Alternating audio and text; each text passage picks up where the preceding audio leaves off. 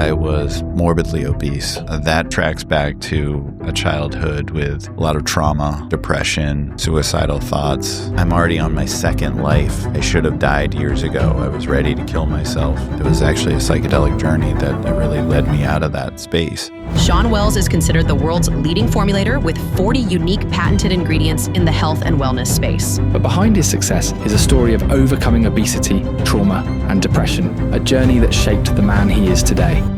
As I put on weight, I began to get bullied. A lot of those things led to me being competitive, type A, driven, also hating myself in the process. I feel like turned that vigilance into a superpower of empathy. And it also gave me my drive. I wouldn't be where I am. I wouldn't be as accomplished, as lauded without that discipline and drive. People say supplements are a nice to have, not a need to have. What are your thoughts on that? We are living in a world where we're being assaulted with all kinds of radiation. We're getting micro and nanoplastics that are in all kinds of things. And certainly they're in our brain, they're in a man's penis. Like there's as much as a credit card or a plastic spoon in your brain right now. Do you think that we are getting enough nutrients? Probably not. Why do you think caffeine's so horrible? Well, it's actually... I've been using nose strips and mouth tape religiously for over 3 years now, and this may sound dramatic, but it has quite literally changed my life. I have a deviated septum, which means I can't really breathe out of my nose properly. And for a long time, I would wake up feeling extremely tired. My brain was foggy. I had zero energy. And come to find out, when you're snoring and breathing through your mouth all night, you're not truly allowing your body to rest. Your mouth isn't made for breathing. Your nose is. And we can go without food for weeks. We can go without water for weeks, but we can only go without breathing for minutes.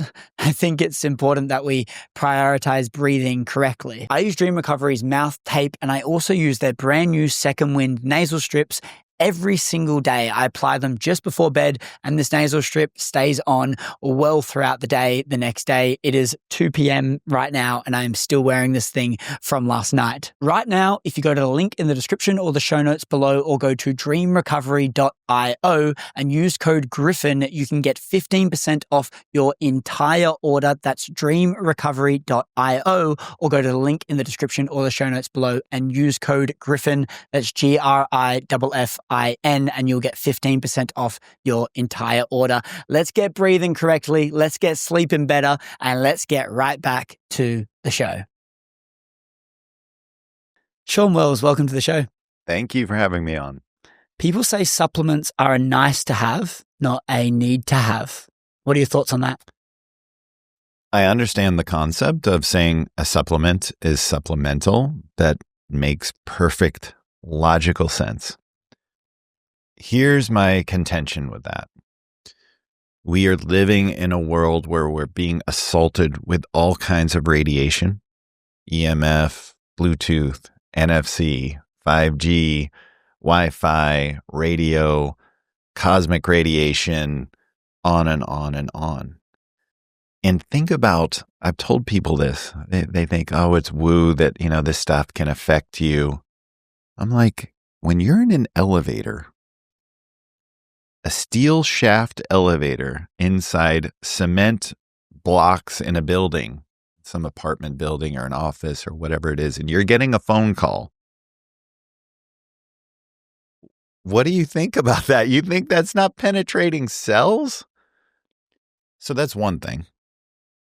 We're getting more than 5,000 new chemicals introduced into our life every year that are largely untested and relatively unknown. We're getting PFAS, forever chemicals. We're getting micro and nanoplastics that are in the sky, that are deep in the ocean, that are in icebergs, that are in all kinds of things. And certainly they're in our brain. They're in a man's penis. Like there's as much as a credit card or plastic spoon in your brain right now.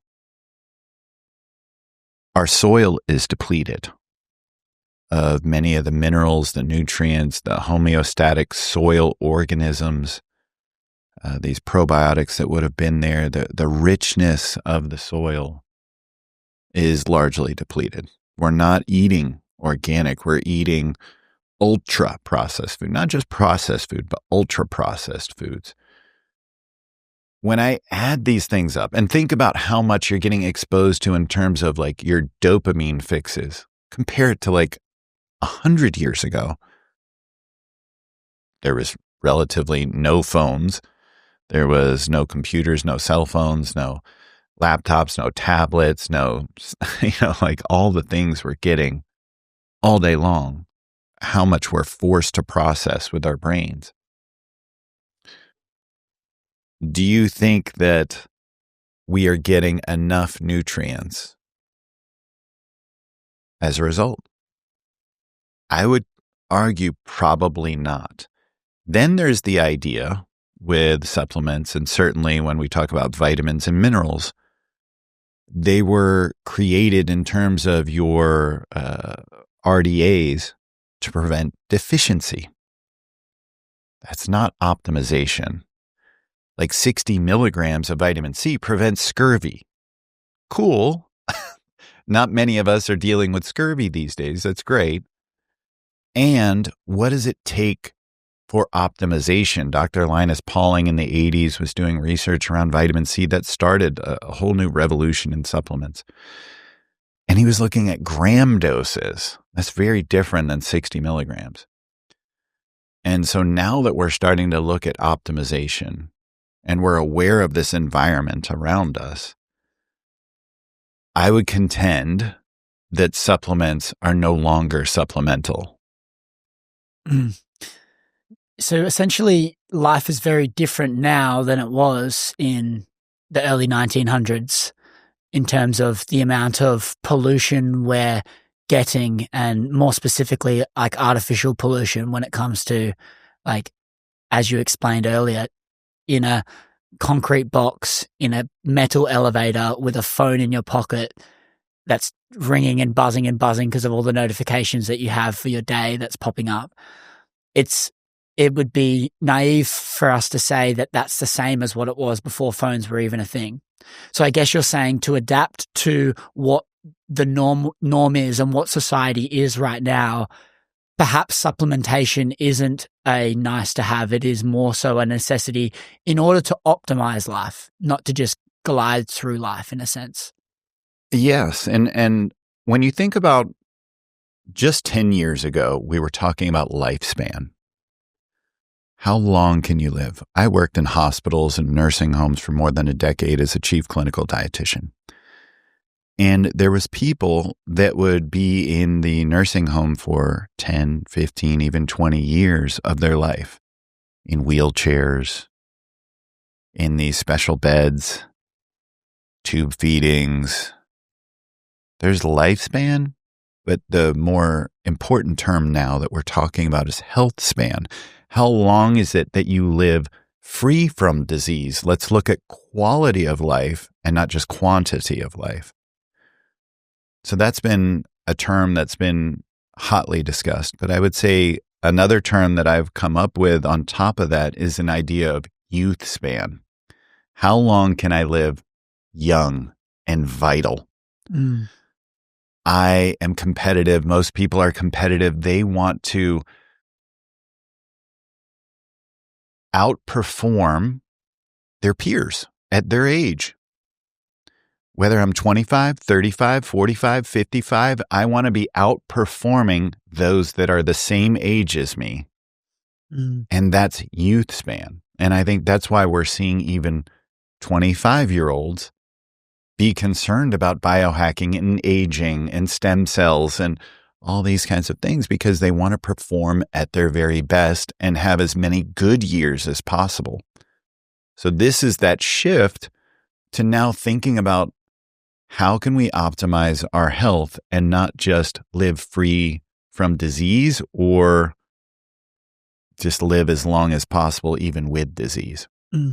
So let's talk. Can we elaborate a bit more on this progression of spans? You were explaining that at first we were talking about lifespan, then we progressed to health span, and now you're talking about a youth span. Yeah. So from my understanding, it's lifespan is all right, how long can we live? Health span is all right, how long can we stay healthy for? And then youth span is how long can we feel youthful for? You got it.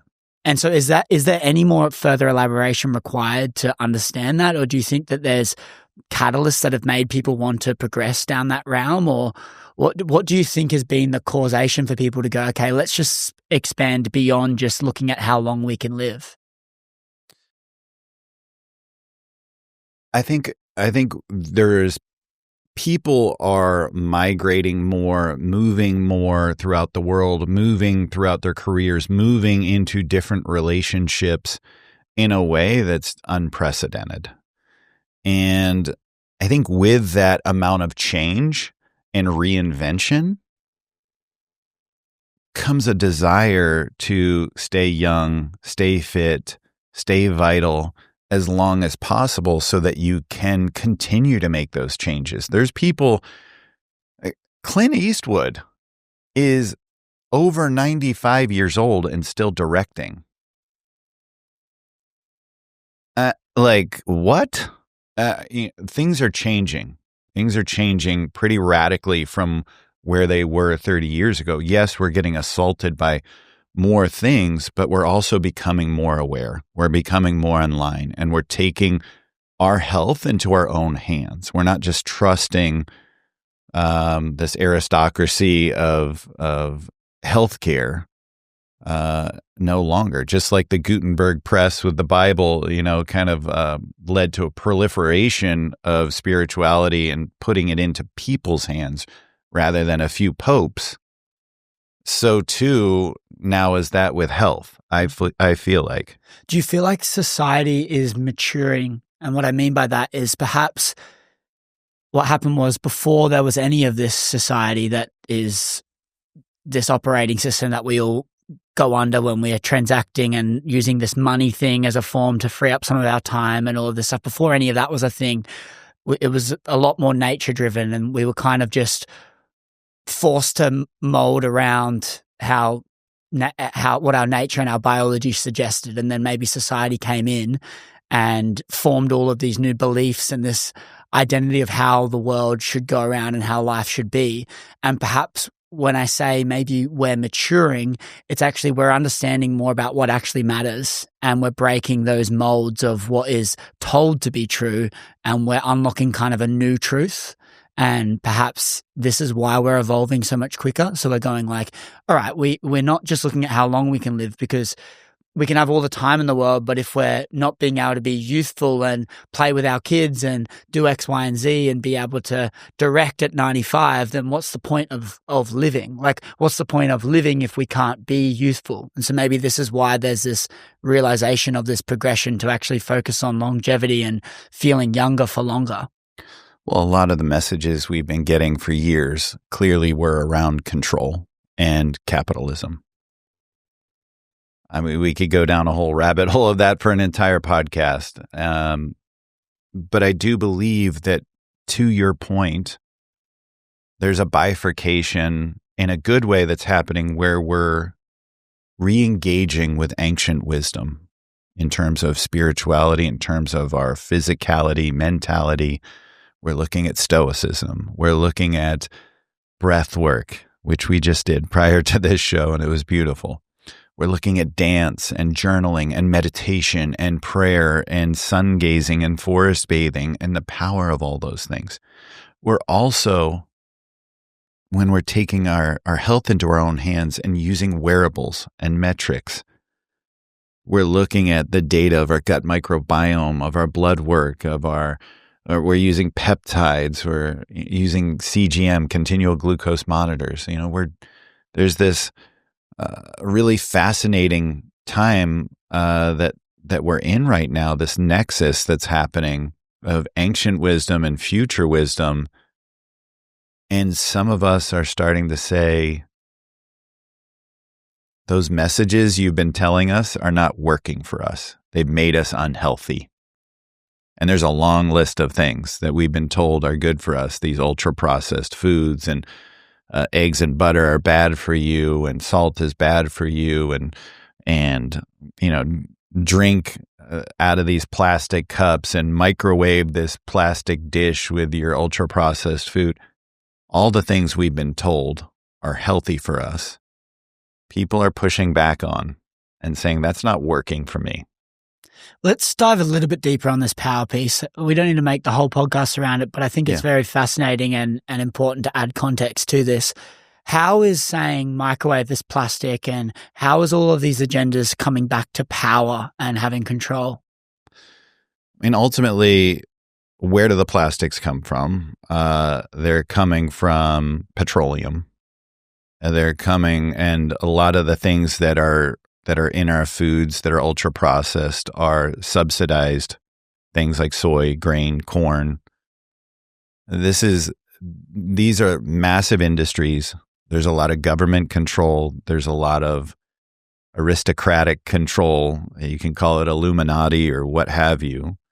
And then we could get into the whole big data side of this, like with, Zuckerberg and Gates and they're investing, Bill Gates is investing a lot in our crops and vaccines, and it just goes on and on. I mean, I don't want this to turn into what people might feel like is a conspiracy theory driven show here, but these are just facts. Mm-hmm. And it always comes back to follow the money trail, and that's tied to power. When there's a study that refutes something and you're like, that doesn't make sense, who sponsored the study? There's so much of this that's happening when it comes to things that are subsidized or backed by the government. Special interest groups fund our government, period. The average politician, congressman, makes $425,000 a year from Big Pharma alone. Are they going to back you? Are they going to back Big Pharma? Who's paying their paycheck? Who's paying their bills? Special interest groups fund our politicians. Our politicians are going to back the special interest groups, not you. And I don't care whether it's Republican, Democrat, or anything in between. That's what's happening. And this is why people are waking up. They're unplugging from the matrix. They're saying, I'm going to take my health into my own hands. I'm not trusting this doctor that's been bought and sold by Big Pharma. And you're seeing a new wave of doctors that are awakening too. Naturopaths, osteopaths, holistic doctors, functional and integrative doctors. It's great. So I'm not disparaging medicine. I worked in it for 10 years. But there is definitely a waking up that's happening. Where did this start for you, Shawn? You've said you worked in medical for 10 years. Talk to me about this desire to want to create and build and design and patent and come up with some really cool formulas, because obviously where I got exposed to you was through a connection of ours, and when Daniel introduced me to it, he's like, this guy, he created Paraxanthine. And I remember we were at the back of Upgrade Labs, and I just went, Paraxanthine? No way. I just did a massive deep dive on Paraxanthine because I was sponsored by a product that had it in it. And then next minute we're deep diving on this Paraxanthine product. But just before we get into all of that, and I definitely want to unpack energy, caffeine, and all of these things, but I truly want to understand where it started for you, Shawn, and how you had this desire to kind of create and break free from potentially what are all the traditional systems that we've been told are good.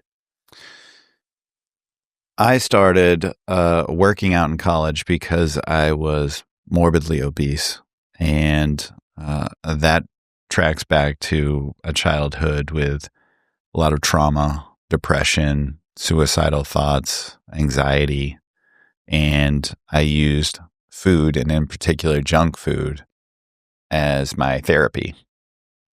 And in college, I just decided to work out because creatine had just come out, and protein with creatine. And I was reading these bodybuilding magazines, and I had dreams of transforming my body. And I did. I lost 100 pounds. And I was working out and getting incredible results, and I was believing in all the supplements. Some of them worked, some of them didn't. I was very new to it, and there was a lot of, if you think supplements are kind of a mixed bag now, I mean, back then they were very much so, especially in sports nutrition. But I transformed my body, and I went to my doctor to get a physical in between my freshman and sophomore year in college. I was going to school at Babson, a business specialty school at the time. And I was telling him all about this, and he saw the excitement in my face, and he drew a lifeline between 20 and 80, and he said, why not be happy between here and here? And I was just blown away that he just gave me permission. Now, mind you, there wasn't Instagram and Facebook and TikTok and all these things. And I didn't have a Tony Robbins, or in my life, the whole idea was go to business school, get a job in business, get the white picket fence, so a BMW or something. And that's the dream. And this guy just hit me with I could just do what I'm passionate about. And it totally changed my life path. And I did finish up my degree, which has been incredible as a foundation, as I built many businesses for myself and for others. I've helped sell 11 companies in biohacking, food, beverage, supplements. But all of this was related to this man paying it forward. And I think about I would not be who I am, where I am. I believe I'm the top formulator in the world at this point, with 40 unique ingredients, 1,200 supplements formulated, hundreds of patents, hundreds of studies, best-selling books, spoke all over the world. None of that would be possible without him just telling me that. And I think about that all the time. That was so powerful. That started me on my path of I can do what I love. Why was that moment so profound for you? Because it's just a few words, but why was it so profound hearing that from him? I think my father was just so logical. He wanted me to go to business school or an engineering school. He was in the Navy, and he wanted me to have basic life skills, and certainly a hardcore, very firm technical skill, and have use. Something he thought things of the arts are a waste of time. He thought a lot of the dreams were a waste of time, get to work kind of mentality. And that's what I grew up with, and it just didn't seem rational or possible or ideal. And when he told me that, him being a medical doctor, who at the time I saw as incredibly authoritative and really at the top of the mountain, I didn't know entrepreneurs at that time. It's a very different world now, where you might look up to a Elon Musk or, someone like that. For me, just meeting a doctor was wow. And for him to say this to me, in his lab coat, someone who is what I thought was very wealthy, very accomplished, had went to a lot of school, telling me that was just powerful and life-changing. It was another father figure, if you will, that I would trust. And it felt like that unshackled my soul to pursue things that I love. Would you say that it opened your mind, I guess, to a sense of there actually is more ways to do this? Or would you say it gave, you already knew that there was other ways, but perhaps what this did was it was okay, that's a touch point and a reference point of someone that's actually done the thing. And by virtue of that person specifically telling me that anything's possible, that I can do it, I now have this belief that I can actually go and do it. Was it a new discovery for you, or was it more so the fact of who that discovery came from? Did you already know that you could go and start business and do all this? Or was it more of now someone that's in that has given me belief that I can? I think the epiphany was actually both. It really is. Like I hadn't framed the idea of like, as I was reading these muscle magazines, or actually what was cool is I ended up meeting this guy in the ad that I dreamed of when I saw Dr. Marv Hoyer for Muscle Tech. You know, he was like, had this lab coat and he was in the lab with like beakers and, you know, doing powders, and he had two bodybuilders in the ad with him. And I was like, whoa, that's cool. He's a formulator. He's making supplements. That would be so cool. But I just thought, that's not possible. This guy is a medical doctor. Maybe there's one or two of these people in the world. That just doesn't seem like, how do I get from there to there? It was a complete disconnect. And I was in business school. So I'm going to continue on in business. But absolutely, him telling me that and him being passionate about what he does and him being so successful. I mean, this is someone that I essentially want to emulate and trust. And so it was really both. Can we go back to younger Shawn, where you're explaining the challenging time you're going through? You're extremely overweight, obese. You know, were feeling depressed and had suicidal thoughts, and you went down this rabbit hole, and you mentioned that the food was your therapy in a sense. Can you go back to those times and talk to me about how that was and the challenges that you were having in those moments and kind of what sparked coming out of that?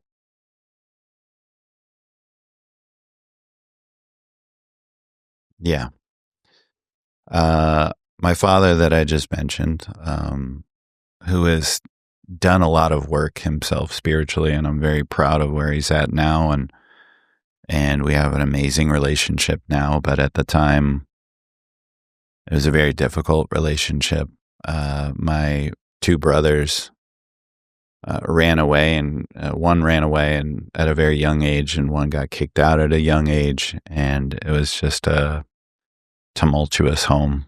I don't want to, go into all the details, because I'm proud of where my father's arrived to, as it's taken him a lot of work, and he came from an abusive past.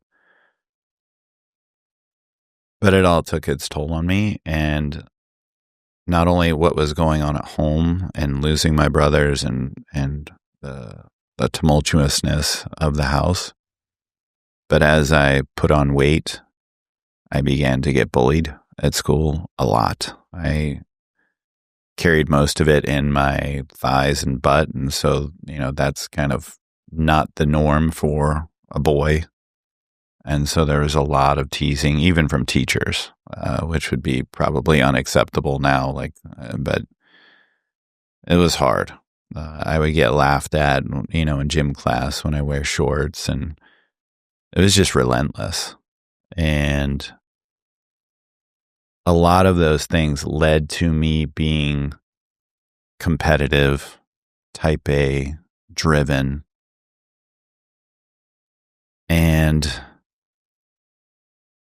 also hating myself in the process, where the idea of, if anyone treated you like you treat yourself, you wouldn't be their friend. It's like I was the worst to myself, the things I would say and think about myself, because that was just the template. And I fought severe depression, and I would stay in loops, like thinking about something someone said to me that was bullying, or something that happened at home, and just replaying it over and over and over. And that's severe depression. That is reliving trauma. That is like ironing in trauma. And that was my experience, and that was a big part of what shaped me. Some of the upside of that is it made me very empathic, because I was hyper aware, hyper vigilant about the feelings and the nuances of the people around me. That's led to me being, I think, very aware and caring and deeply loving now. As I feel like turned that vigilance into a superpower of empathy. And it also gave me my drive, and I wouldn't be where I am I wouldn't be as accomplished, as lauded as I am without that discipline and drive. But also, I've done a lot of work to release those things and move on from those things and gain happiness and a centeredness since that time. But I am a highly sensitive individual as a result. And in some ways, I'm very tough, and in some ways, I'm very fragile. And I care about people that are going through similar situations, and that feels like a life's mission for me of why I do a lot of what I do in terms of my social media and my education and the speaking on psychedelics or the speaking on supplements or disease states or just holding space for people. I feel like I'm already on my second life. I should have died years ago. I was ready to kill myself going into 2020. I was not that long ago, and it was actually a psychedelic journey that really led me out of that space. So now I feel like I'm on a second life where I get to just be who I want to be, do the things I want to do, make the impact I want to make, without any of the self-oppression or certainly feeling the external pressure. I feel like you already know how special that is. Like, what you said in there is, because of all of that, now I have this mission to do the thing and help other people. And I have empathy for people that are going through those times. I'm an empath, but then I'm also extremely driven because of those times. They motivated me. I was a type A person because of it. When we hear all of that, what's screaming in my mind is the pain unlocks the passion. Like the pain, the challenge, the hardship is the very thing that gives us the drive that we need to feel fulfilled. Like when we look at this, the most common thing in suicide notes from men is that I feel useless and I feel worthless. Yeah. In the moment, you feel useless and worthless, but that very feeling, if you can beat the pain and push past that, is what will make you feel worthy and useful. Agreed. And like, you shared the whole thing. And I think that what's so powerful about this, and it gives me goosebumps just thinking about it, is you go through the shit and you beat the shit. You get out the other side. All of a sudden you become useful by doing that, because now you've gone from A to B and you can help so many other people that are stuck in A right now. You become useful because now you've actually overcome something, and everyone, we're not as different as we all might think. Everyone's going through so much similar stuff. Like, the people that are struggling the most are the ones that feel useless and worthless, especially as men. And it's so profound to see that when we look at people and we can just kind of see them as a successful person, hearing the story behind it, the magic that actually gives them the drive to do the things that we idolize and look up to, is the nugget of gold. And I think it's so profound to hear that journey and what you've done. Thank you. I think one of the things that we often feel is that we're in this alone. And not too long ago, when I went on stage at Mind Valley U in Estonia, I was in front of several thousand people talking about psychedelic stacks and my journey and my experience. But before I started, I asked the crowd to close their eyes. And can anyone put up a hand that's going through anxiety right now, like a clinical anxiety right now? Depression, fighting depression, suicidal thoughts, PTSD. And I had them open their eyes, and about 85% of the room's hands were up. And then I had everyone hug each other and look at the person to the left and right and say, I love you. We believe we're in this alone, and it's a lie. So many of us are suffering some kind of battle. And I don't care whether it is Elon Musk or, some guy out in the streets that's in poverty. Everyone is going through a battle. And I've learned to recognize that I'm not in this alone, and I'm here to help. Yeah. Loneliness is a big piece. You said in one of your posts that loneliness kills you. What do you mean by that? And let's unpack loneliness a little bit. It is the number one killer. Loneliness is. And then on the flip side, when we've looked at like the data with like the Harvard study, the longest running study that's about 85 years running, where they've looked at generations of families in the Boston area, and they've looked at blood work and cholesterol and exercise and diet and supplements and microbiome and mindset. And the number one predictor of longevity was quality of relationships. And it wasn't even just that they were great, uplifting relationships. The biggest thing was that someone was there for you that you could count on. So, because there's a difference between lonely and loneliness. I feel like lonely is the physical not having people, and loneliness is the absence of connection. So loneliness isn't the absence of people, it's the absence of connection. Mm-hmm. So not feeling like you can connect with people. Would you agree with that? Or? Yes. Yeah. That's a great nuance that you're pointing out. Yeah. Because lonely, people can be like, I feel lonely. Mm-hmm. And that's like being alone. But I think loneliness is going, okay, I can be in a room full of people, but I still don't feel seen. And I still don't feel like I can connect. It can make it worse. Like I remember being at a nightclub when I was very depressed. It makes it worse for me. Yeah. When I was just in a room of like 1,000 people that are all dancing and you don't know anyone and they seem to be having fun and you're like, why am I here? Yeah. It's hard. That's an interesting frame. I'm relating to that. The nightclub, thousands of people, and they're all having fun and you just don't want to be there. I feel that a bit. For me, I've reflected on that and I've gone, I used to thrive in that environment and I used to be the center of that environment and I loved it and all the attention that came with that and the person that I was perceived to be in that. I loved that.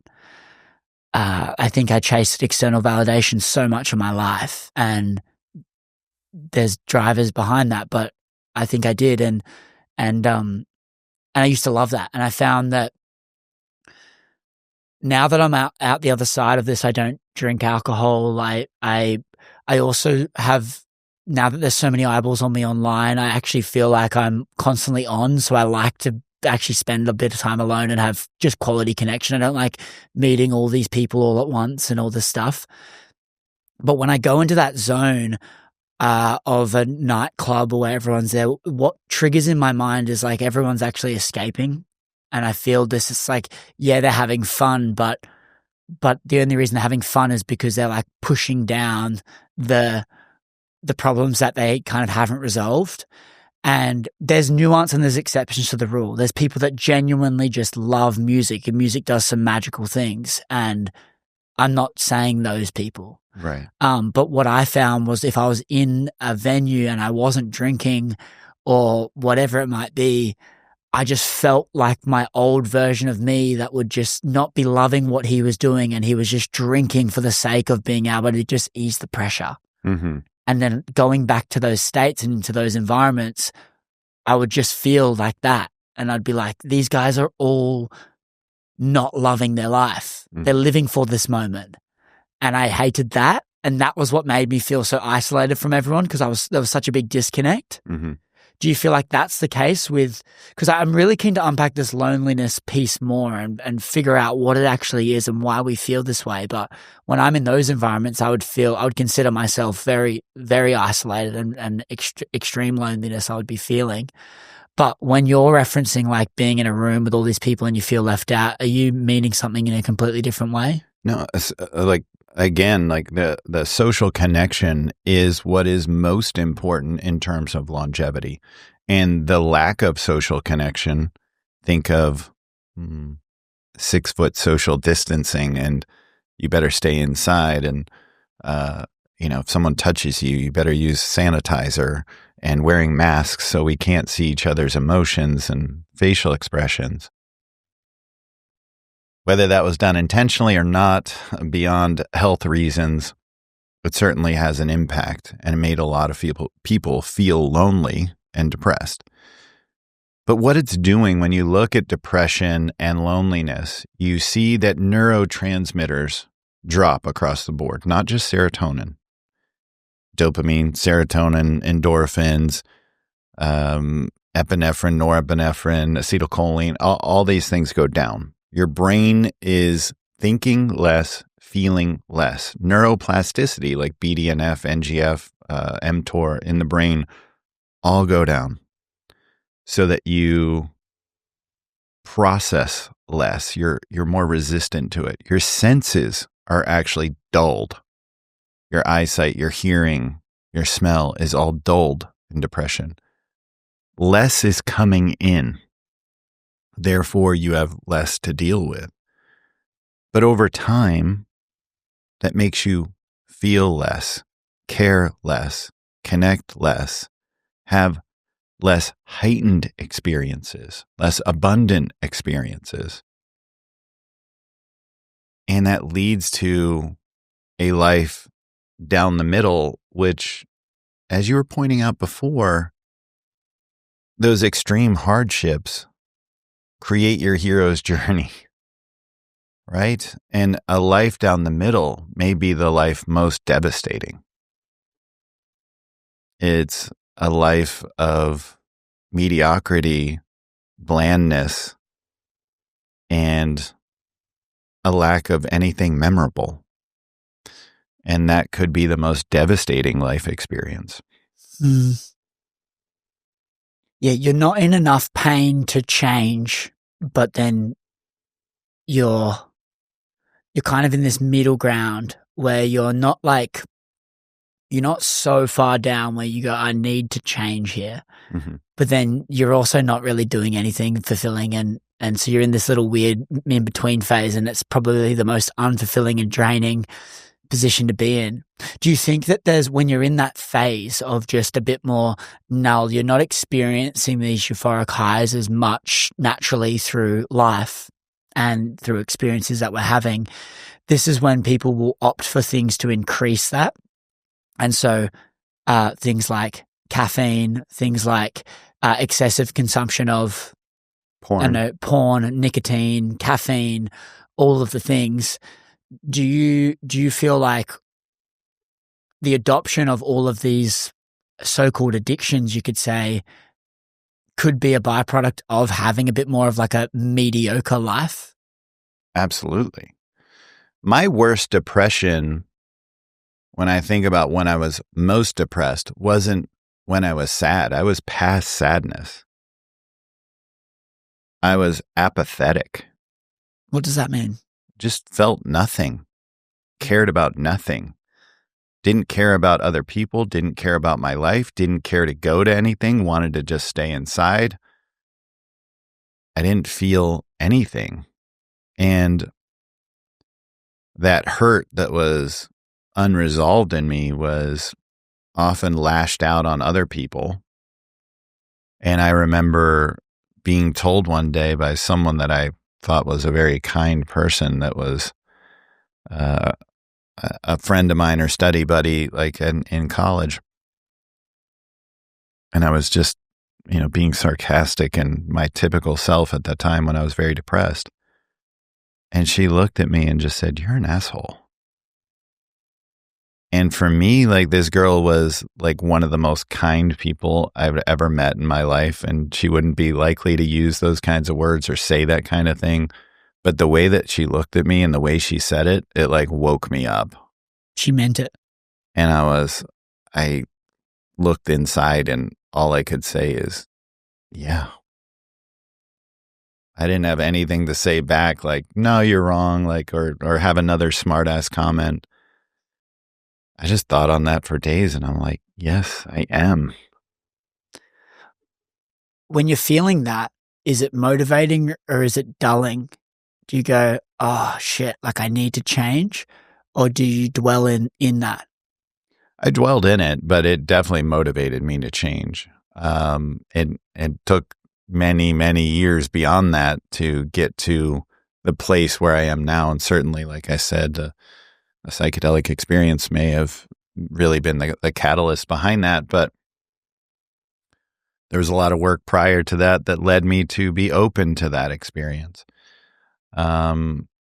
But certainly there's phases in our life, there's shifts, there's, the stuff doesn't happen overnight where we go from zero to hero and, something that you might see in a movie. At least for me, it took decades of work, of moments like that. There's several moments like that shifted me out of a certain space into looking to improve myself. But then, there's times when I'd slip back, and it's certainly not linear either. Did you ever get into a trap of excessive caffeine use? 100%. And caffeine for me now is very dirty, and that led me to working on a couple ingredients prior to paraxanthine, which we'll talk about, I guess. Let's go there. I'm keen to hear about this. That's the caffeine metabolite. But prior to that, I had worked on teacrine, which is the ingredients theacrine, and then dynamine, which is methylliberine. These are two very popular ingredients in nootropics, fat burners, pre-workouts, energy drinks. And about 10 years later, I came out with paraxanthine, which is branded under Infinity. The caffeine was always a dirty ingredient for me, just tons of side effects, bad sleep. I fought insomnia most of my life, and I would use caffeine. And then at points when ephedrine was popular, I was using that and other stimulants because I was getting poor sleep, because I wasn't feeling enough, to your point, and I was beating myself up for not performing as well as I wanted in the gym or in the class or at the workplace. And I had to find a better ingredient, and that led me to several ingredients, and most recently it's paraxanthine. So just before we get into paraxanthine and a lot of the other things that you've been doing from an energy standpoint, obviously you wrote a whole book on energy. Mm-hmm. Let's go back to this progression into inventing these things and getting into the lab and coming up with all of these formulations. Where did it start for you there? And how quickly did that process take of like discovering and patenting and coming up with all of these really awesome life-changing supplements to help people? Well, I ended up going back to school after I graduated from Babson to get all the science classes that I needed. I went to UNC Greensboro and got 2 years worth of biologies, chemistries, biochemistries, anatomy, physiology, all the things I needed to get into my dream school at the time, which was UNC Chapel Hill, for my master's in nutrition and biochemistry. Why were you wanting to do nutrition and biochemistry? Because I had already talked to that doctor in my undergrad, and my dream was to become a dietitian, have nutrition, biochemistry, and create formulations. I didn't know about creating ingredients at the time, but to do formulations and to be this formulation scientist and whatever that looked like, that led me to working clinically to get that experience as a dietitian, to get paid, because you don't come out of school and some supplement company says, here's a 6-figure job for you to formulate for us with zero experience. So I took a job as a clinical dietitian, and nights, weekends, holidays was spent on message boards, was working shows like the Arnold and the Olympia and trade shows, and helping companies, supplement companies, write white papers, do their copy on their websites, help out on message boards at the time and things like that. And I grew in notoriety, and I eventually got a job with a company in Dallas called Dymatize that was making hundreds of millions of dollars selling protein and other supplements. And was in more than 70 countries, and it was just an incredible opportunity. We ended up selling the company in 3 years to Post Foods, and that was a big acquisition, and I got to be a part of that, and that was one of the first acquisitions I got to be a part of, and then that became part of my pedigree as well. But I got to work on formulations and flavors and costing and studies and all of these things at Dymatize. And then that led into many other experiences, being a chief science officer for a company called BioTrust, and then creating my own companies around formulation and regulatory and quality control and flavor work, and then working on new ingredients. I started working with a supplier, and he liked some of my ideas. I was like, hey, can you get this ingredient? He's like, no, that doesn't exist. And I'd be like, well, what would it take to make this? And my partner in China, we just started really thinking like, well, what if we start doing some new ingredients? And it was a rocky path, but we've been doing that now for about 15 years. And I now have a team for synthesizing these ingredients, a team for intellectual property, a team for studies, and partners all around the world to actually make this happen. And I've been able to do about 40 ingredients like that, and there's probably more than 100 that are in queue. How long have you been doing it? So like the 40 ingredients that you've created, like in what time span have you done 40 ingredients? In about 12 years. Wow. Yeah. Incredible. And your involvement now, if you were to say, okay, what's an average week look like for Shawn? You mentioned all these departments and all these teams that you have. Where does your skill set lie in terms of where does your energy go in the business, and what are you focusing on throughout your days?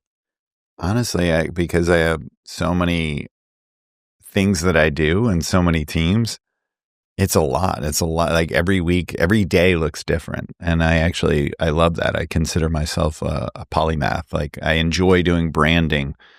I enjoy the art of something, the science of something. I like the way something feels energetically. I like the story behind an ingredient or a formulation and thinking through those pieces. It's all really enjoyable. So sometimes I'm working on a formula. Sometimes I'm in a flavor house working on a specific flavor to make something absolutely delicious, like some of these drinks that you've tried, or there's literally hundreds and hundreds of products out there.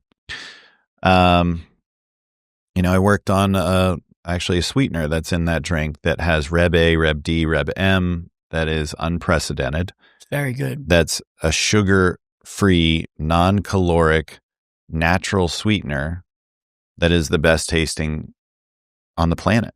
And I was able to do that. So there's a lot of things that I'm just way ahead of where the rest of the market is at because of how connected I am.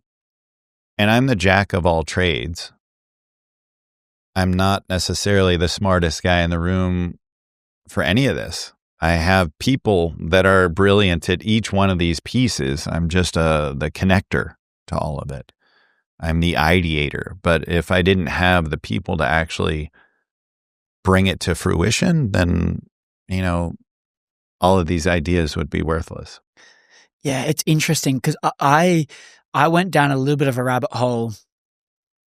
It was a cosmetic product we were building. I was trying to sell Australian beach sand to Americans. But I approached like a cosmetic chemist, and the reason I approached this guy was because he creates formulations. He lives on this farm in South Australia, and he knows all these different berries and all these different things. And incredible. And like, he would tell me some stuff, and we were talking about Shilajit, and he was basically explaining this sweetener that he created that like can get rid of the whole taste of it all, and it's got no calories, and he can make it all in the scene. He's explaining all this stuff, and I have no idea what he's talking about, but he says it was so much ease, and I can imagine you'd be the same, where you just go, yeah, you just do that, you do this, and we can put these together, and you just like piece it all together. And I feel like it's an interesting thing looking at someone that's just doing the formulations, but then someone that gets so successful at it that now you've got a whole team and department, it becomes a whole business that's far beyond just you in a lab creating some formulations, right? There's so many more pieces to the puzzle. When you started it out, was it the start out of this desire and this love for creation? And do you feel like your creativity has been able to enhance now that you have more departments? Or do you feel like you've gone away from the thing that excited you the most, which was the creation of the formulations? Or has it just been a natural progression into where your curiosity's led you and where your focus has wanted to be? A natural progression. I love creativity. I do consider myself a creator, and that's what I excel most at. As a matter of fact, in one of my journeys, this came through. I had been hurt by a number of business partners that had taken advantage of many of my ideas, whether it's formulation, ingredients that I had worked on, told them about, and they took.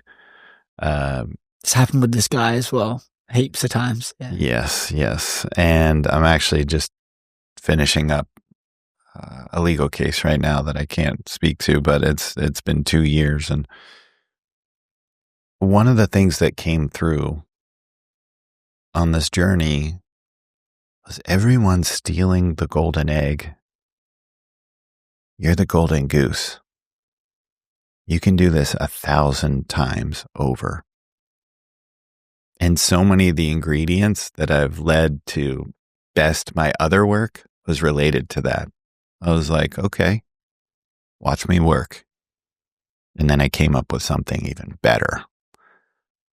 And I love that. I love being the golden goose. I love being in my creator mode. I love thinking through, like I said, the story, the formula, the ingredient, the way it looks and feels, like the experience you have with it, the taste of it, unique flavors. I love all of this stuff because I get to be a creator.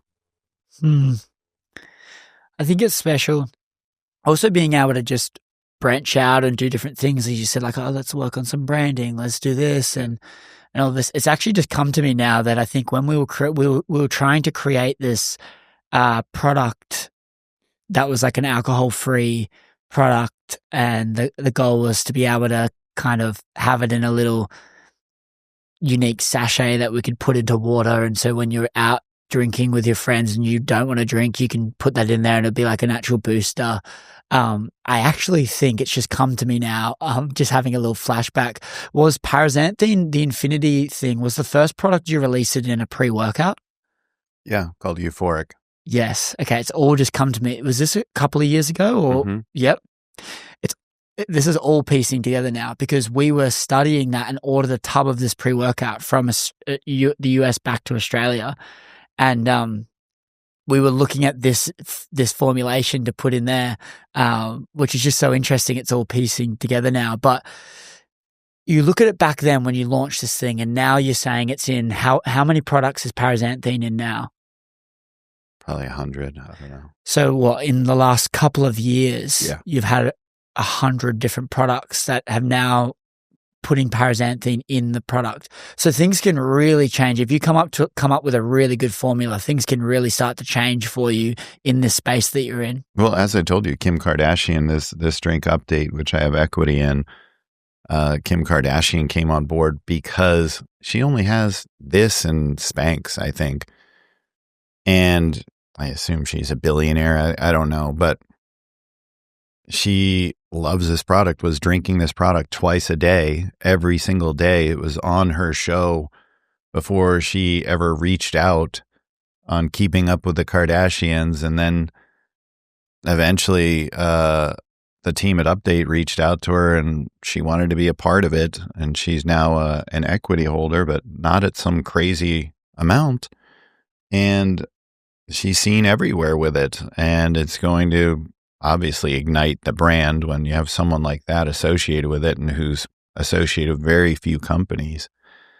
And with another drink that has Paraxanthine, Life Cider X, one of the most famous people in the world besides Kim Kardashian may come on as a lead investor that I can't speak to on the podcast quite yet, but it's a very experiential ingredient. And when we look at the data with paraxanthine versus caffeine, it really lends itself to caffeine being the frazzle. Both are stimulating you, but caffeine is the frazzle and paraxanthine is the flow. When we looked at a 10K race with athletes where they took paraxanthine before the race or caffeine before the race, there was also a combination and a placebo, so there's 4 arms. And they did a multitasking test before and after the race.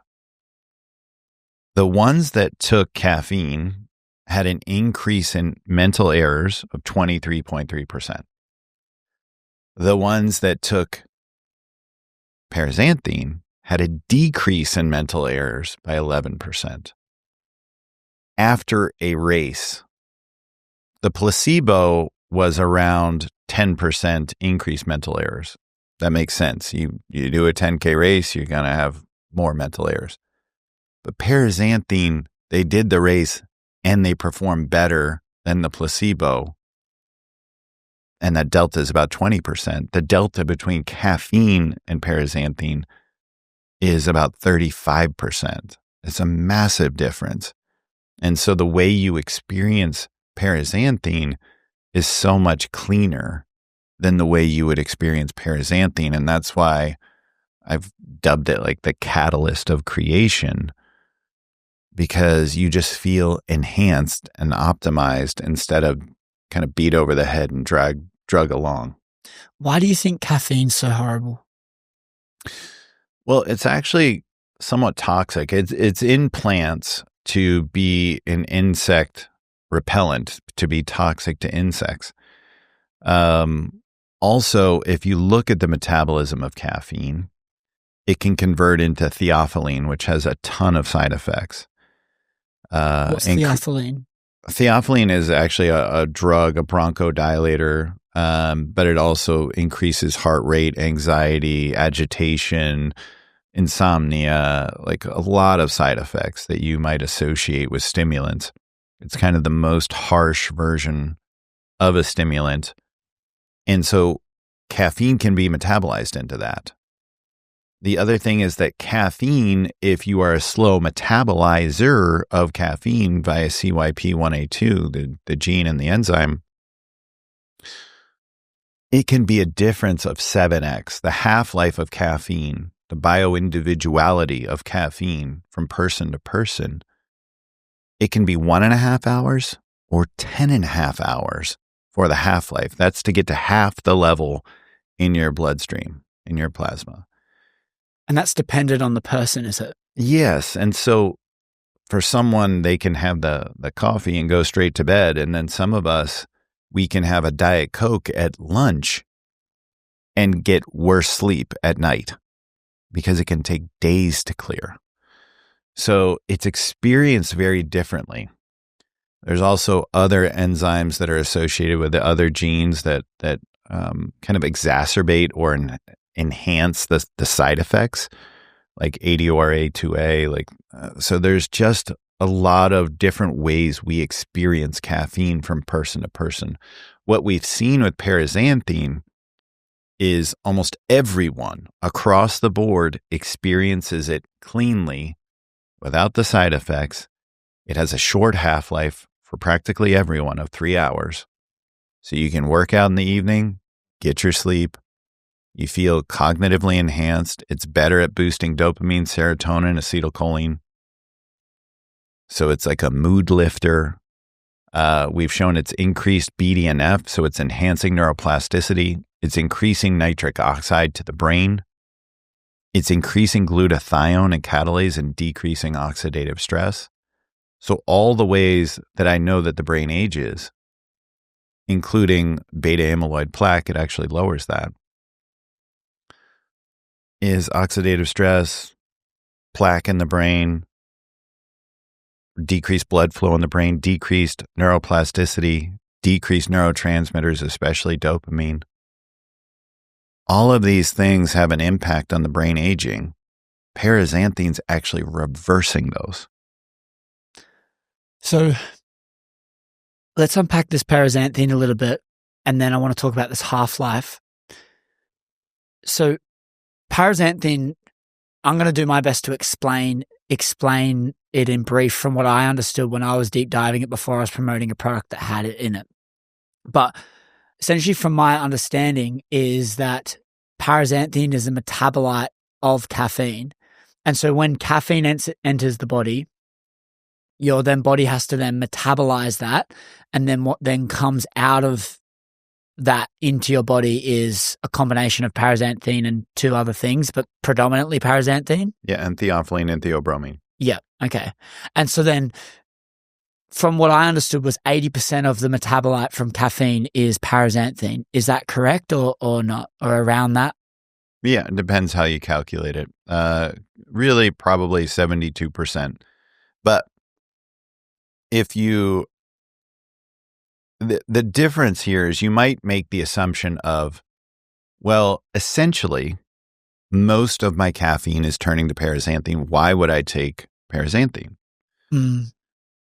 What I'm saying is the bioindividuality of how you experience caffeine, 1, before it converts, 2, how long does it take to convert to paraxanthine, the thing that actually has all the benefits? And then what about caffeine the has almost half-life? all the side effects. So you're actually experiencing very little paraxanthine because it's drip, drop, drip, drop if you're a slow metabolizer, which is over half the population, close to 60%. Okay, so it's not as simple as saying we take 100 milligrams of caffeine and that turns into 72 milligrams of paraxanthine. No, not at all. So how do we analyze this then? And we go, okay, like we take 120 milligram can of energy drink. The energy drink has 120 milligrams of caffeine.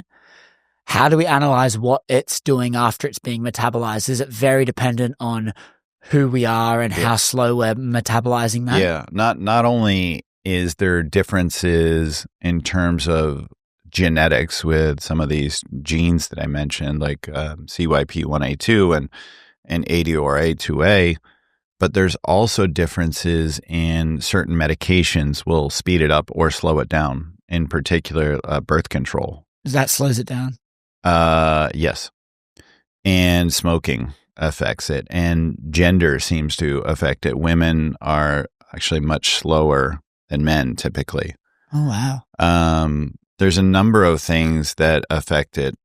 Maybe mental health. There's been some studies on this. So it's interesting how we're all experiencing this thing we're talking about like we think we're talking about the same thing. I take caffeine, you take caffeine. Let's take the same amount. We're experiencing it radically different.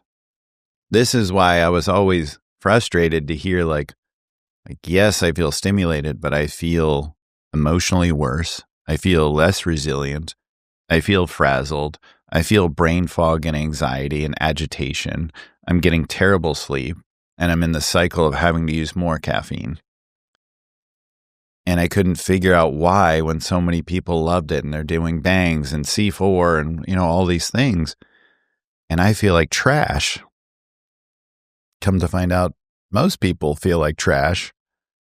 And it's kind of like the alcohol thing that you were alluding to. I mean, we could get into that too. People experience alcohol differently, and some people experience it with a host of side effects and very little quote unquote benefit. Especially, as you know, like you probably heard as people age and, things like that, like you have less of a tolerance for alcohol and certainly may experience more of the side effects than the benefits. Benefits being just feeling looser. I'm not really alluding to like lots of health benefits of drinking alcohol. But it's the same idea with caffeine, is that we're experiencing it differently, but we think we're talking about the same thing. This is extremely fascinating, because with that said then, with people that can metabolite caffeine quickly, is it less harm for them to have caffeine than the people that take a lot longer to metabolite that? It is. So if you scan someone's results or whatever, and you determined that they could actually metabolite caffeine really quickly, you'd probably say it's not too much of a danger for them, would you say? That is the case. When we look at like health outcomes, like throughout the lifespan, and we look at things like CVA, which is stroke, or myocardial infarction, which is a heart attack, or hypertension, which is high blood pressure, we see that those things are much lower in the cases of people that are consuming caffeine in the highest quartile that are fast metabolizers of caffeine versus slow metabolizers. The slow metabolizers have increased risk of all of those things, and you just don't see that with the fast metabolizers. Okay. And how do we check this for ourselves? You can look at doing a genetic test. Okay. If you're kind of advanced with your healthcare, and you're maybe doing concierge care, and you're maybe testing your not only labs, microbiome, your genetics, you can look at these kinds of things about how you metabolize certain drugs, how you metabolize caffeine, whether you have gluten intolerance or not. You can look at all of those things. So is a good indicator, because for me, I normally wear a Whoop 365 days a year. I've taken off the last couple of days. I'm in probably what a tech startup would refer to as a sprint right now. And I kind of just went, I didn't even want to look at my thing, to be completely honest, Understood. even though it's probably the most important time to leave it on so I can track when it is. But what I've done is I like to track my sleep metric a lot, more specifically my deep and REM sleep, and how quickly I'm getting into sleep, how much I'm being able to sleep, am I waking up throughout the night? And I like to track these metrics a lot, and I use my routines as a metric to see how I perform on those states. So for example, like caffeine, I know that if I have caffeine later on in the night, in the afternoon, my sleep is disrupted. Terrible. Yeah. However, I've found that if I have caffeine till like 1 p.m., I'm actually quite good. Like my sleep doesn't get affected. What will affect me worse is if I'm on my phone before bed. But if I don't do that and I'm reading before bed and I stop having caffeine, like say 8 hours before, I'm pretty good. Like I'm pretty good with my sleep. It's the same thing, like as you're saying, with blue light or alcohol or food. Like when we have these things too late, it certainly magnifies the effects. Like in the afternoon or certainly the evening. Yep. Absolutely. If you track HRV, what's really interesting is when we see caffeine get pulled out 9 times out of 10, we see HRVs improve. When we give someone paraxanthine, we saw HRVs improve over baseline. Not just not worsen, but actually improve, because we think that the health of the brain is actually improving because there's more blood flow, better glutathione and catalase, increased nitric oxide, as I said, and increased neuroplasticity and all these things. So my assumption would be this isn't a one-off dosage. This is a consistently having paraxanthine daily. Yes. When we see continued use, we did a gaming study, an e-gaming study, where they played Super Smash Brothers because it is a 1v1 kind of game, whereas a lot of the first-person shooters that are typically used are more of a team-based sport. So we wanted to really assess the gamer and what was happening to them, wholly to them, related to this study and their performance with paraxanthine or without paraxanthine.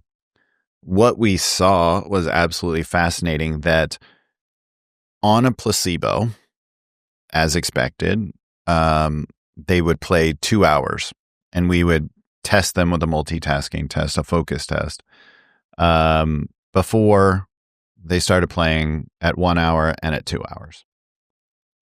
And we tested this at 0 weeks, 3 weeks, and at 6 weeks. And what's interesting is, of course, with placebo, we saw it go down in terms of performance over those 2 hours. Like you'd expect. People are losing focus. They're getting mentally tired. What was crazy is with the paraxanthine, we saw less of a drop-off. But with the continued use at 3 weeks, we saw almost no drop-off. And at 6 weeks, we actually saw them performing better 2 hours in than over the baseline. So it clearly outlined that, one, it's having an acute effect, of course, meaning like in that single use, that first use, it's having benefit and preventing that cognitive fatigue, improving cognitive resilience, if you will. But over continued use, over the 6 weeks, we saw improvements, whereas typically with caffeine, we actually see a declination over time with continued use because of something called habituation and adaptation, where your body is habituating to it, you're adapting to it, becoming physiologically dependent on it, and it's having diminishing returns. Hence why when you quit caffeine and then go back, you actually start having more effects from it. This makes a lot of sense. What about this half-life of the paraxanthine? So if we follow on this story of tracking things on my Whoop, I received a can, this new OxyShred Infinity can, and I was like, oh, it says on the can, enjoy day and night. And I don't think that's a very good thing to have on the can, in my opinion, because I still think it blocks your adenosine receptors. You should still, as you said, it takes 3 hours or whatever to half. So if you have 300 milligrams, would I be correct in saying in 3 hours time, you should still have 150 in your system? Is that? Yeah. Yeah. Yeah. And anyway, these cans only had 150 in, which you've told me that's not even enough. You'd say, in a can, but I had one of these cans at like 6 p.m. and I didn't know. I said, enjoy day and night. So I had one and I woke up in the red and I had I was waking up. I couldn't get into deep sleep and I didn't change too many other things with my routine. And I mean, I did work probably a bit later than I usually would, but I had this can and I remember just looking at the next thing. And this is when I was like, okay, I need to deep dive into this paraxanthine thing. And I said to the guys at the company, I was like, I'm not promoting this as a day and night drink. I'm going to promote it as someone that's a bit more sensitive to caffeine, that you should have this as an alternative. And this is how I was going, because I was like, I can't drink this late. I can't drink this at the night time. Had you had any caffeine during the day? Probably, yeah. Yeah, okay. I definitely had. So what I see happen is when you have paraxanthine, get the F off caffeine, period. Right, because my relationship was, okay, I'll have my caffeine in the morning and then in the afternoon I'll crack open my paraxanthine can. So what I see, if it's certainly, and the closer it is to the consumption of caffeine, we've shown this in several studies that they don't work that well together. They actually have kind of a negative effect. What I think is happening is when you're co-administering, certainly at the same time, but I think there is some relationship with dose and with a certain amount of time, depending on the person, especially slower metabolizer of caffeine. That would factor in too, is that when you're giving caffeine and paraxanthine, you're actually preventing the conversion of caffeine to paraxanthine and pushing it more down this pathway of theophylline, which is that super dirty one. And we see that time and time again. So one, I get questions all the time. Should I co-administer? Like, can I, I love caffeine. Can I have caffeine and paraxanthine? I typically say no. And I would challenge anyone to just try 7 days without caffeine and only paraxanthine, and you'll see how clean it is. And when you go back to caffeine, you'll see just how dirty it is. This makes so much sense for me now, because I actually started feeling not very good on the Infinity cans, the paraxanthine OxyShred cans, but I was having a normal OxyShred with caffeine earlier that day already. And I found it was always when it wasn't when I just had the Infinity can. It was when I had probably a coffee in the morning, then an OxyShred can, then an Infinity can, which means I'm having caffeine probably 100 milligrams plus, probably like over 200 milligrams of caffeine, then an Infinity can, which had the paraxanthine in it at 150 milligrams. And I found I felt quite bad after drinking that can. Mm-hmm. And so this makes a lot of sense. I think it's an interesting thing how confusing it can get for people. Yeah. Because they see energy on a can. Like it still says energy drink, right? Yeah. Caffeine evolved. I mean, the other one says caffeine free. And so you go, oh, caffeine free. Caffeine is the thing that I can't have, but this is energy evolved. It's got nootropics in it. I can see how people can get confused. I've been confused by it, but this makes a lot of sense. I think for me, and I'm going to do this challenge as well of going, let's just try Paraxanthine and see how we go. But I think honestly, I just want to commend you for this conversation. I think, thank you. I think it's so profound. We obviously went down a rabbit hole of caffeine towards the end of the conversation, but more importantly, I think what's so valuable is getting context on who you are, what drives you, what's made you into this amazing inventor today and formulator and considered the best in the world. It's like the pain, the challenge, the rough journey, so one could say, is the very thing that leads you into this. And it's the very thing that makes this whole thing special and even possible. And I just think for me, I just want to commend you because anyone listening that's going through a hard time, just have the confidence to know that this is actually the price tag to achieve this fulfilling life that we all desire. And if you go through it and I speak to hundreds of people, and the common denominator in all of these greats is that they've gone through something challenging. It's not been a smooth sailing journey. Never. It never has. And if you think that's like wanting rainbows with no rain. And I just want to commend you for being so open and honest and sharing your story today, because I think it'll actually impact people more than you know. And aside from all of the amazing accomplishments that you've had and you've achieved, I think the story behind it's even more amazing. So I really appreciate that. It's the process that really forges something that's new and special. Like if we were to go to the gym and take tons of steroids, tons and tons and tons of steroids. And I have many friends that use, I have pro bodybuilder friends. I'm not saying that they don't have incredible work ethics, incredible genetics, incredible bodies. But let's say you could get to the body that you desired in 1 year instead of 10 years by taking this quote unquote shortcut. Think about that path. Who would have more mental strength? Who would have more resolve, discipline, resilience, a mission if you got there in 1 year versus 10 years? There's something that's special about the process, and you have to fall in love with the process and know there's highs and lows. And when you're good at reframing, something I learned from Tim Ferriss and Tools of Titans is there's two things that highly successful people all have in common from all walks of life.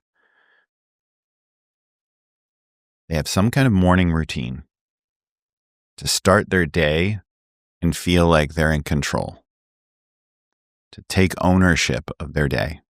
Routines are very different in the morning, but they all have some kind of morning routine. The other thing is they're expert reframers. They can take something that feels like a hardship or a frustration to others and turn it into a lesson, a gift, a blessing. The universe is always working on my behalf, or God's always working on my behalf. Isn't that interesting? Oh, what a lesson that is. Oh, this quote unquote terrible thing happened and everyone is frustrated. Everyone is running for the hills. This is my opportunity. Now there's not the competition. I can do what's unthinkable. Everything has a unique opportunity. And if you look at the most successful people, this is what they're constantly doing. And if you get even better at it, you're pre-framing, where you're setting the stage for what you expect to happen, and you kind of mold what is happening into that, and then you reframe the little pieces at the end. And yes, are you delusional? Absolutely.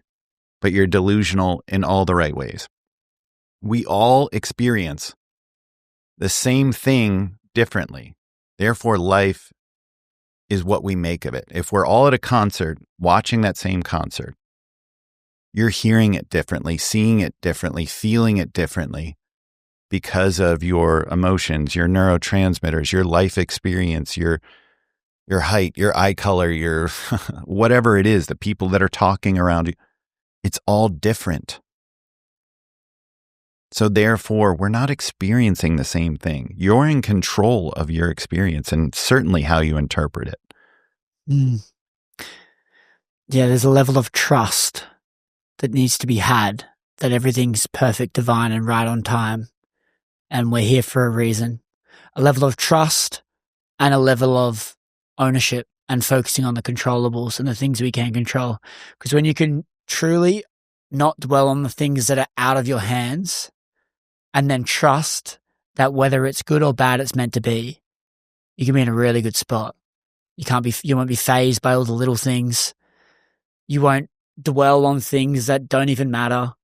You can have the ability to zoom out in live time and realize that this is such a small little piece of the whole grand scheme of things.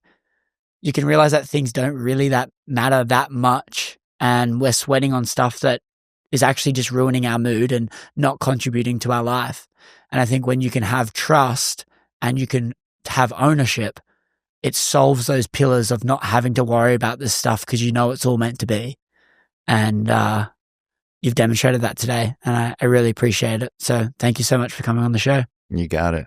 And I would love to come back and tell you about a ton of other ingredients I've worked on, things that actually mimic exercise, mimic fasting. There's all kinds of stuff that we could talk about in the future. But we've got to be back. I love this. I think this was awesome. Like you're amazing. Like we're definitely doing a round two. Definitely doing a round two. And I want to hear about all of the other 39 things that we haven't even spoken about and the other 100 that are in the pipeline. But screenshot this if you've made it to the end and tag Shawn and I on social media just to let us know that you've made it to the end. And I'm going to leave Shawn's details in the show notes description below so you can go and check him out for yourself. Go and give him a follow. Go and engage in his stuff. He's a genius. Yeah, as you guys, if you made it this far, you know all of this and how inspiring is Shawn's story. So leave us a 5-star review on Spotify because that will help the show grow and it helps us keep getting awesome people just like Shawn back on the show. When you are listening to this, if you're listening to it when it came out, we are on a podcast tour around America, Canada, and the UK. We're touring for the next 6 to 8 weeks, which is crazy. Right. Stop to stop interviewing some awesome names. And this is kind of kickstarting that. So thank you so much for tuning in and making it to the end. And thank you so much, Shawn. Thank you. And we're signing out, but we'll see you in the next episode. Bye-bye.